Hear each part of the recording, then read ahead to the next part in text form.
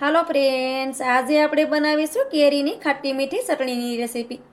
તેના માટે મેં 500 ગ્રામ જેટલી તોતાપુરી કેરી લીધી છે, જેને આપણે કાગડા કેરી પણ કહેતા હોય છે. આ કેરી છે તે મીડિયમ ખાટી હોય છે. તેનાથી ચટણી છે તે એકદમ ટેસ્ટી બને છે. સૌથી પહેલાં તો આપણે કેરીનો ડીટીયાનો ભાગ છે તેને કાઢી નાખશું. હવે આપણે કેરીની છાલ છે તેને કાઢી લેવાની છે. તો આ રીતે પીલર લઈ કેરીની છાલને આપણે કાઢી લેશું. આ ચટણી બનાવી તમે તેને 1 વર્ષ સુધી સ્ટોર કરી શકો છો. આ ચટણી છે તે રોટલી સાથે, પરાઠા સાથે ખાવાની ખૂબ જ ટેસ્ટી લાગે છે. તો આ રીતે આપણે કેરીની છાલને કાઢી લેશું. આ રીતે આપણે બધી કેરીમાંથી છાલ છે તેને કાઢી લીધી છે. હવે કેરીમાંથી આપણે નાના ટુકડા કરી લેશું. તો આ રીતે વસાળે તેમાં ગેસલીનો ભાગ છે તેને આપણે કાઢી લેશું. કેરીના આપણે નાના ટુકડા કરવાના છે, જેથી કરી તેને પીસવામાં આપણે આસાની રહે. તો કેરીની વચ્ચે આ રીતે સફેદ ભાગ હોય તેને પણ આપણે થોડો કાઢી લેશું આ રીતે, અને કેરીના આ રીતે નાના ટુકડા કરી લેશું. તો આ રીતે આપણે બધી કેરીના નાના ટુકડા કરી લેવાના છે. આ રીતે આપણે બધી કેરીને નાના ટુકડામાં કટ કરી લીધી છે. હવે આપણે મિક્સરનો જાર લઈ લેશું. તેમાં આપણે કેરીના ટુકડાને નાખી દઈશું. તો એકસાથે આપણે બધા ટુકડાને નથી નાખવાના. આ રીતે આપણે થોડા થોડા ટુકડા મિક્સરના જારમાં નાખી તેને પીસી લેવાના. કેમ કે એકસાથે આપણે બધા ટુકડા નાખી દઈશું તો કેરી છે તે સરખી રીતે પીસાશે નહીં. તો આ રીતે થોડા થોડા ટુકડા મિક્સરના જારમાં નાખી તેને પીસી લેવાના, જેથી કરી તે સહેલાઈથી પીસાઈ જાય. હવે તેનું ઢાંકણ આપણે બંધ કરી દઈએ. તેમાં આપણે બિલકુલ પણ પાણી નથી નાખવાનું. આ ચટણીને આપણે પાણી વગર જ બનાવીને રેડી કરવાની છે. હવે આપણે કેરીને સારી રીતે પીસી લઈએ. કેરીને આપણે સારી રીતે પીસી લીધી છે. તો કેરીને આપણે આ રીતે દરદરી પીસવાની છે. તમારી પાસે ચોપર હોય તો તેમાં પણ તમે કેરીને ચોપ કરી શકો છો. હવે કેરીને આપણે એક વાસણમાં કાઢી લઈએ.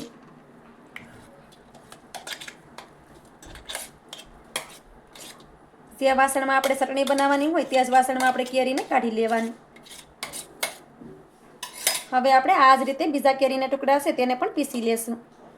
આ રીતે આપણે બધી કેરીને પીસી લીધી છે. હવે તેમાં આપણે થોડુંક મીઠું નાખી દઈએ, થોડીક આપણે હળદર નાખી દઈએ. હવે તેમાં આપણે ગોળ નાખવાનો છે. તમારે તેમાં સાકર અથવા તો ખાંડ નાખવી હોય તો પણ તમે નાખી શકો છો. તો આપણે 500 ગ્રામ કેરી લીધી હતી તેને સામે આપણે 400 ગ્રામ ગોળ લીધો છે. કેમ કે કેરીમાંથી આપણે સ્યાલ અને ગેસલાનો ભાગ કાઢી નાખીએ તો કેરી છે તે આપણી 400 ગ્રામ જ હતી. તો બંનેનું માપ આપણે એક સરખું રાખવાનું છે, જેથી કરી ચટણી આપણી એકદમ પરફેક્ટ બને.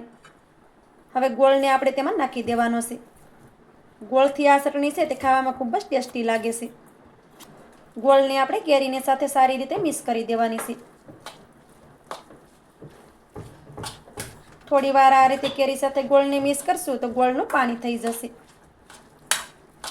ગોળને આપણે કેરીની સાથે સારી રીતે મિક્સ કરી દીધો છે, અને આ રીતે ગોળનું પાણી થઈ ગયું છે. હવે તેની ઉપર આપણે ઢાંકણ ઢાંકી દઈશું. તેમાં ગોળ દેખાય છે તે બધો ગોળ પણ ઓગળી જશે. ઢાંકણ ઢાંકી તેને 5 મિનિટ માટે રાખી દઈએ.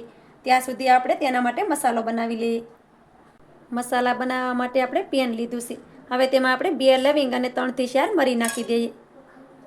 3 આપણે હૂકેલા લાલ મરચાં નાખી દઈએ. એક આપણે તજનો ટુકડો નાખી દઈએ. અડધી ચમચી જેટલું આપણે જીરું નાખી દઈએ. અડધી ચમચી જેટલી આપણે વરિયાળી નાખીએ છીએ. 4 થી 5 આપણે મેથીના દાણા નાખી દઈશું. અડધી ચમચી ભરી આપણે હૂકેલા ધાણા નાખી દઈએ. આમાંથી તમારે કોઈ પણ મસાલા ન નાખવા હોય તેને તમે સ્કીપ પણ કરી શકો. હવે આપણે બધા મસાલાને શેકી લેશું. મસાલા નાખવાથી ચટણી છે તે ખાવામાં એકદમ ટેસ્ટી લાગે છે. તો મસાલાને આપણે શેકી લેવાના છે. મસાલા પણ આપણે સારી રીતે શેકાઈ ગયા છે. ગેસની ફ્લેમને બંધ કરી દઈએ. મસાલાને આપણે એક ડીશમાં કાઢી લેવાના છે, જેથી કરી મસાલા સારી રીતે ઠંડા થઈ જાય. હવે મસાલાને આપણે સાઈડ પર રાખી દઈએ. 5 મિનિટ પછી તમે કેરીને પણ જોઈ શકો છો કે કેરીમાં ગોળ દેખાતો હતો તે ગોળ બધો જ ઓગળી ગયો છે. હવે આપણે કઢાઈને પણ ગેસ ઉપર રાખી દઈશું. કઢાઈને આપણે ગેસ ઉપર રાખી દીધી છે. કેરીને આપણે એકવાર સારી રીતે મિક્સ કરી દઈએ.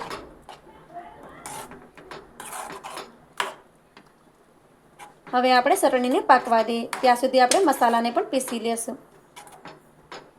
મસાલા પણ આપણા સારી રીતે ઠંડા થઈ ગયા છે. હવે મસાલાને આપણે મિક્સરના જારમાં નાખી દઈએ.